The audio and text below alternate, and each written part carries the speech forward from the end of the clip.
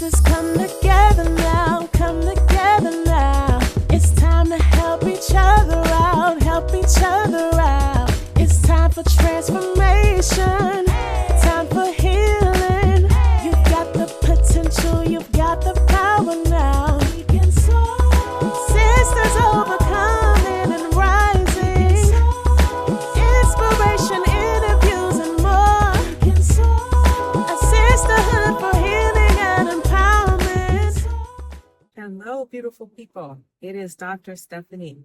I hope that you are doing well today. And I just wanted to talk a little bit about, right now I'm just celebrating the giggles. It's all about laughter. It's all about the giggles. And it started like this. My bestie reached out to me and sent me a TED Talk that was done by one of our high school classmates. And the topic of the TED Talk was laughter as a form of building resilience. And I watched that TED Talk and I just got so inspired because they were talking about this horrible situation that she and her partner experienced at work and how it just felt humiliating. It just felt like such a failure, but they turned it into a laughing experience. And a lot of people didn't understand how they could be laughing about something that really wasn't quote unquote funny. But she talks about how that turned into an experience for them as using laughter as resilience and also a teaching for other people to use laughter as resilience. Because if we're being honest, there's lots of serious stuff, lots of heavy stuff in our lives, in the world. And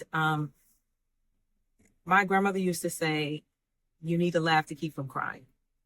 So I have leaned into this concept of using laughter as a form of resilience. And, resilience is just the ability to bounce back after setbacks. I know I've had a lot of personal setbacks. I know the people that I love have had a lot of personal setbacks. And finding a way to laugh in the midst of it and to laugh through it has been a godsend. So, me, I wanted to understand the research and the science behind this. And there's actually a lot of science to it, right? Laughter builds resilience because it reframes challenges. Humor allows us to shift perspective and view obstacles as less threatening or even as absurd. You know how they tell you when you're nervous because you're giving a speech just to look out into the audience and imagine the audience being naked, and it just sort of disarms that nervousness. You kind of use humor. Same thing. It just allows you to shift your perspective. And there's also a physiologic response. Laughter reduces physical tension and stress. And the effects last, guess how long? They last up to 45 minutes. So if you have a good laugh, you can be experiencing those beneficial effects for up to 45 minutes. And it also increases social bonds. I know I've noticed that I had a conversation with one of my girlfriends the other day. And we just hee-heed and cackled and kikied throughout that whole phone conversation. And we had not spoken in a while. And we felt a little sense of disconnection. But that conversation and that laughter, that cemented, bonded us. And I feel like we are just closer than we've ever been. Just because we were able to share that social experience through laughter. I feel like if we had had the same conversation and just kind of did a matter of fact catch up, that there would not have been that same sense of bonding as we had through the laughter.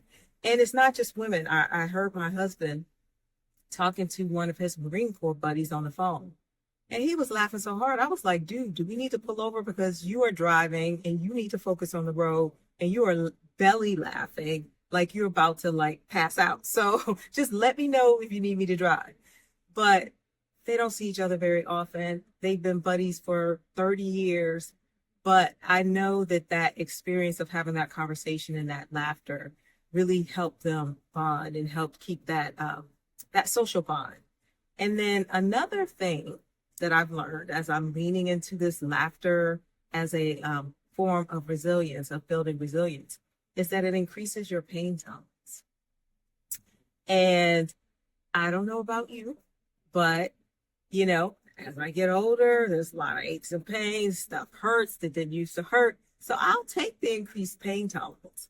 But it releases endorphins, which can act as natural painkillers and boost your immune function. So we're out here in the wild trying to stay healthy, trying to avoid COVID, hantavirus, from diseases from all these toxins in our environments. Let's add some laughter to boost our immune system and to boost our endorphins. So as I was, saying, okay, how can I lean into this laughter thing even more than I do? Because I feel like at baseline, I'm a joyful person, but I'm a serious person. I work in a serious field. So I was like, okay, practically, how can I do this? And so I started to look at, what are websites, what are apps that have good content that can make me laugh? And it was hard because we all have different senses of humor. And all of the stuff that I found really was not in the line of my sense of humor. The one thing that I found that I find very humorous is actually the social media app Threads. For some people, my algorithm is just full of really, really funny people. It is my sense of humor. And if you've ever been on Threads, then you understand when I say, this is Richard's wife and Richard has passed. That's like a running joke on Threads. And I know it seems like dark humor, and a lot of it is dark humor, but for some reason, I just get belly laughs from reading a lot of the content on that app. But I'm seeking other ways to just make sure I have some daily laughter going. So I would love to hear your suggestions as to how you make sure laughter is a part of your day every single day. So that we can all crowdsource this information and share it with one another. And when I come back in my next video, I'll talk a little bit more about all of the benefits of laughter and how it builds our resilience. All right, bye-bye for now. Join Dr. Stephanie and Soul.